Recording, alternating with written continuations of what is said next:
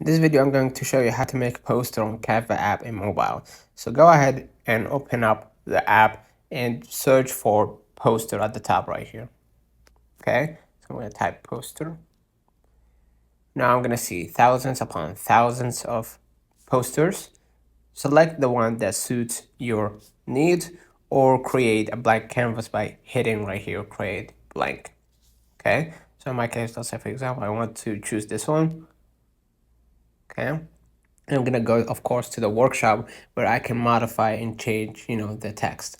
Okay, I can add my name, or I can add someone else's name, whatever. Okay, and can customize or add images, graphics, and other elements. Customizing font, colors, and layout. Okay, once the design is complete, just hit the download button at the top right, or yeah, right at the top right, and you can save it as a image, PNG, GBG, or PDF for digital use or printing. So let me know in the comments if this video helped you. Don't forget to like and subscribe. See you in the next one.